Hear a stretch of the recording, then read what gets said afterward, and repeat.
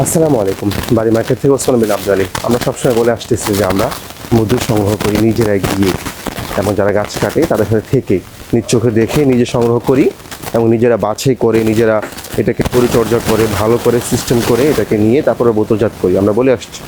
তো আজকে আপনাদেরকে পুরো এই ভিডিওটা মানে পুরো সিস্টেমটা আমরা আপনাদের দেখাবো।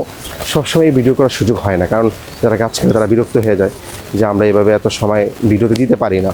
এর কারণে আমরা যাইতে হয়, থাকতে হয়, সর্বোচ্চ মোবাইলে ভিডিও করা যেতে পারে, কিন্তু আমরা আজকে তার কাছ থেকে অনুমতি নিয়েছি। এই পুরো কার্যক্রমটা আমরা আপনাদেরকে আজকে দেখাবো যে আমরা কীভাবে যাচ্ছি, ওখানে কি করতেছি।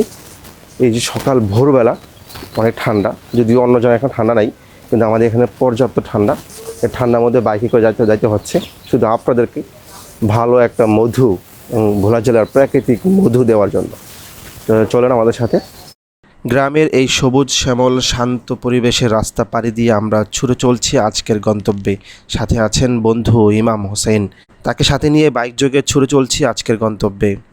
দেখছেন ভোলা জেলার ঐতিহাসিক নিজাম হাসান ফাউন্ডেশন মসজিদ।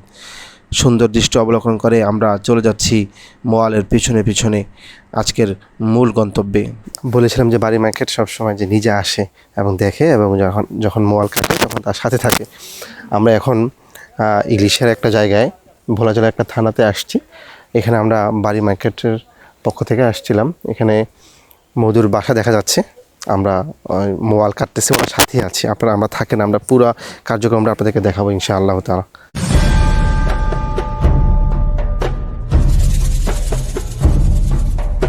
এই যে দেখছেন উনি হচ্ছেন অভিজ্ঞ মওয়াল। কতটা সাহস আর অভিজ্ঞতা থাকলে এমনভাবে মৌচাকের কাছে যাওয়া যায় ভাবলেও অবাক লাগে। মৌমাছিদের বিরক্ত না করে ধোয়ার সাহায্যে ধীরে ধীরে চাক কাটা হচ্ছে। একটু ভুল হলেই কিন্তু মহা বিপদ।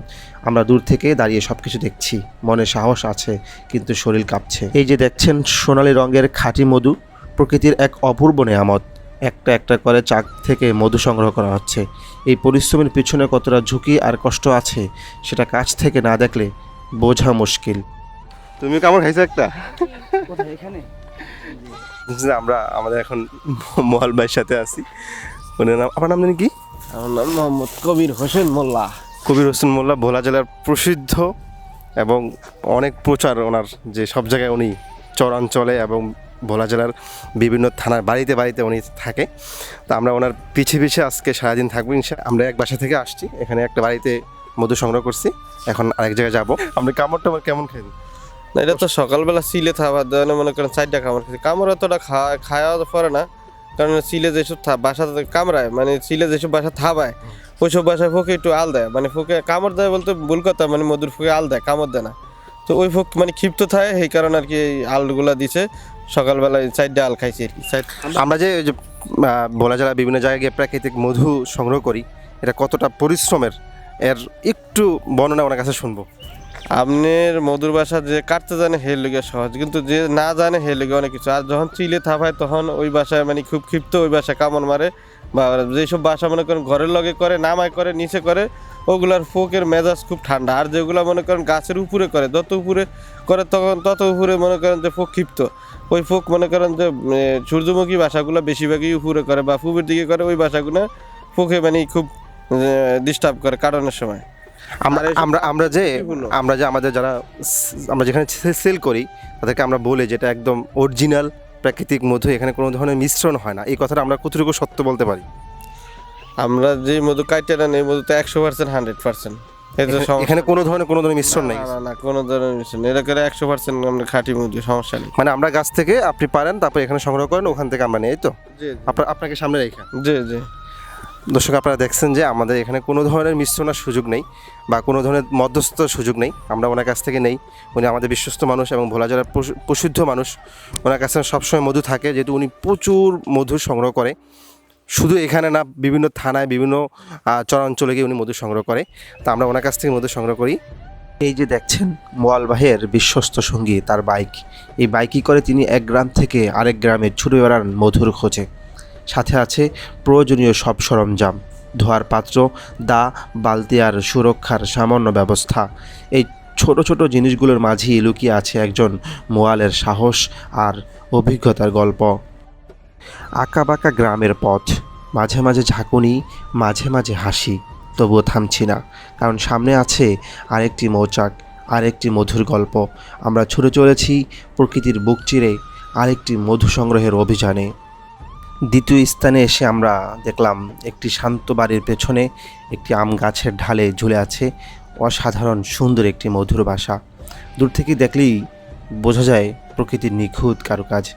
আমি নিজেও প্রস্তুত, মাথায় রুমাল বেঁধেছি, চোখে কালো চশমা, নিজেকে যতটা সম্ভব সতর্ক রাখার চেষ্টা করছি, কারণ এখানে একটুও অসাবধানতার সুযোগ নেই। এদিকে মোয়াল ভাই আগুনের ধোঁয়ার ব্যবস্থা করছেন।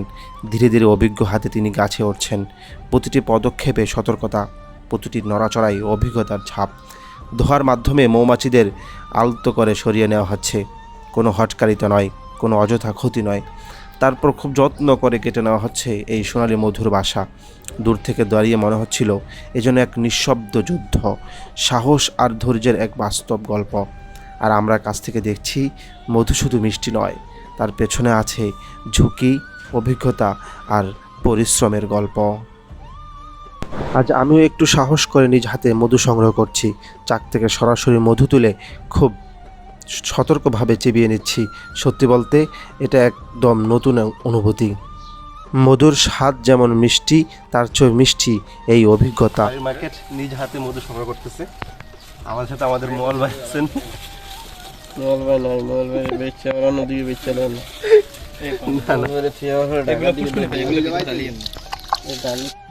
আরেকটি সুন্দর বিষয়, এই মধুর ভাষার যে মালিক, সেই গাছের মালিককে আমরা অর্ধেক অংশ দিয়ে দিচ্ছি।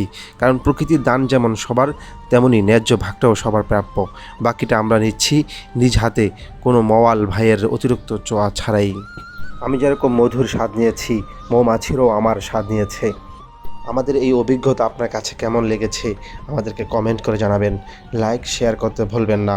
সাথে সাথে আমাদের ইউটিউব চ্যানেল সাবস্ক্রাইব করে দিবেন এবং ফেসবুক ফলোটা অবশ্যই করে রাখবেন। আল্লাহ হাফেজ।